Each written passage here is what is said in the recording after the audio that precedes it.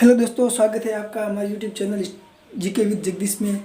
और आज हम एक नए टॉपिक के साथ आपके सामने आए हैं। टॉपिक का नाम है मुग़ल काल। और हम देखते हैं मुग़ल काल में कितने बादशाह हुए, कितने शासक हुए, उन्होंने कितने समय तक शासन किया और मुग़ल काल कितने वर्षों तक चला, उसमें कुल कितने बादशाह हुए। तो चलिए शुरू करते हैं। वीडियो को लाइक, शेयर और सब्सक्राइब जरूर करें चैनल को। तो मुग़ल काल की शुरुआत होती है बाबर से।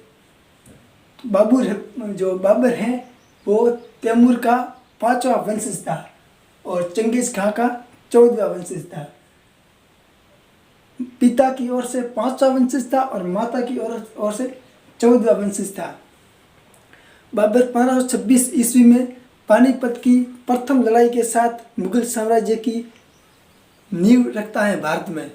और 1530 ईस्वी तक बाबर भारत में शासन करता है और 1526 से 1530 ईस्वी तक बाबर 4 वर्ष राज करता है। और इन 4 वर्ष में वह 4 युद्ध करता है, जिसमें पानीपत का युद्ध करता है, खानवा का युद्ध करता है, चंदेरी का युद्ध करता है और घाघरा का युद्ध करता है। और 1530 ईस्वी में बाबर की मृत्यु हो जाती है।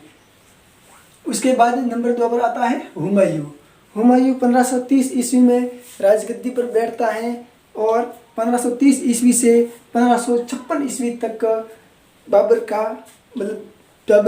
के पुत्र थे हुमायूं, उनका शासनकाल चलता है। 1530 से 1556 ईस्वी तक बाबर के पुत्र हुमायूं राज करते हैं।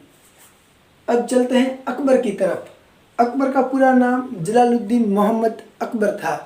अकबर मात्र 13 वर्ष की उम्र में राजगद्दी पर बैठा था 1556 ईस्वी में।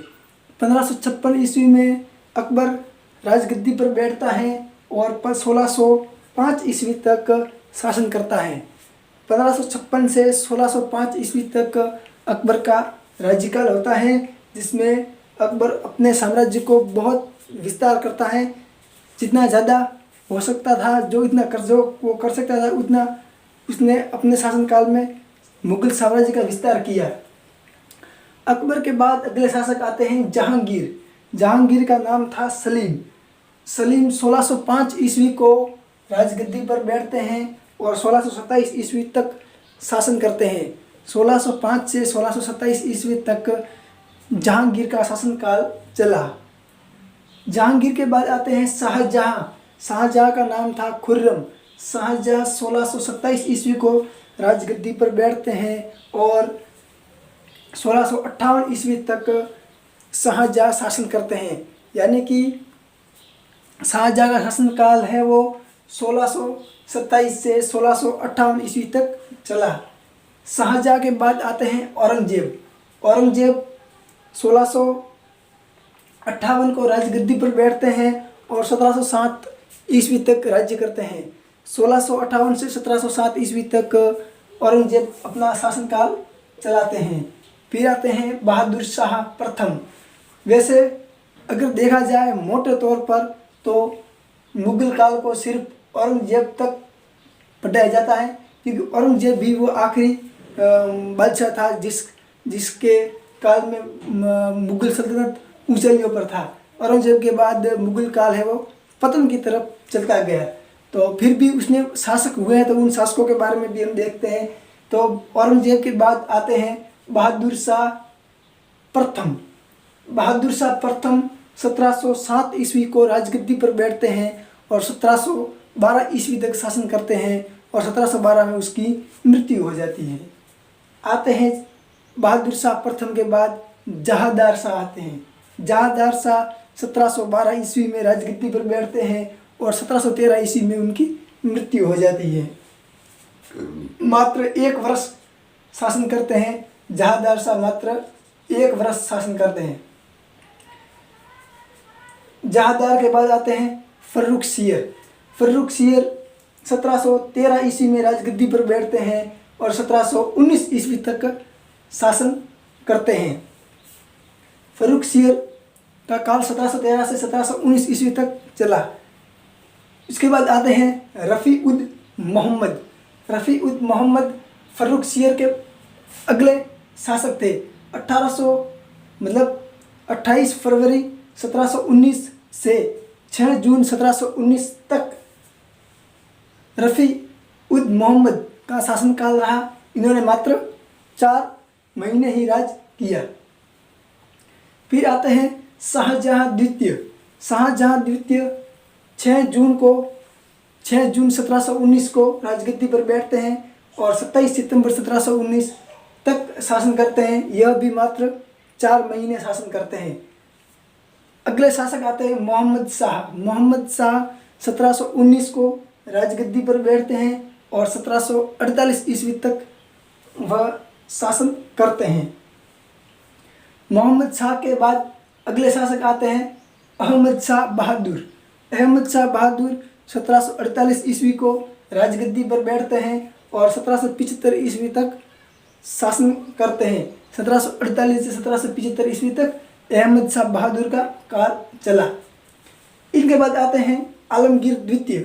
आलमगीर द्वितीय 1754 को राजगद्दी पर बैठते हैं और 1759 को उनकी मृत्यु हो जाती है और 1754 से 1759 तक आलमगीर का शासनकाल रहा। इनके बाद आते हैं शाहजहाँ तृतीय। शाहजहाँ तृतीय 1759 ईस्वी को राजगद्दी पर बैठते हैं और 1760 ईस्वी तक शासन करते हैं। मात्र 1 वर्ष। यहाँ पर 1 वर्ष किसने शासन किया था? जहांदार शाह ने भी 1 वर्ष शासन किया था और शाहजहाँ तृतीय भी 1 वर्ष तक शासन करते हैं। शाहजहाँ तृतीय के बाद आते हैं शाह आलम द्वितीय। शाह आलम द्वितीय 1760 ईस्वी को राजगद्दी पर बैठते हैं और 1806 ईस्वी तक शासन करते हैं। 1760 से 1806 ईस्वी तक आलम शाह द्वितीय शासन करते हैं। आलम शाह के बाद मतलब शाह आलम के बाद अकबर शाह द्वितीय आते हैं।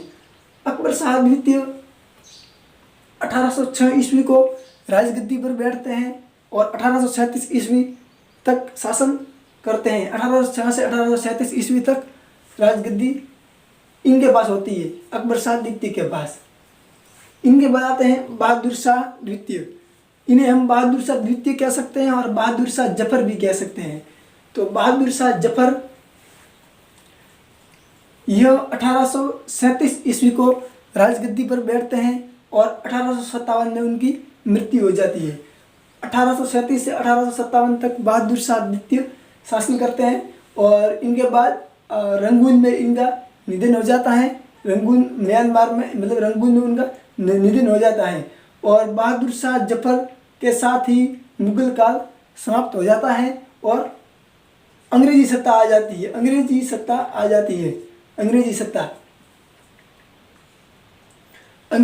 जाती है और मुगल काल समाप्त हो जाता है।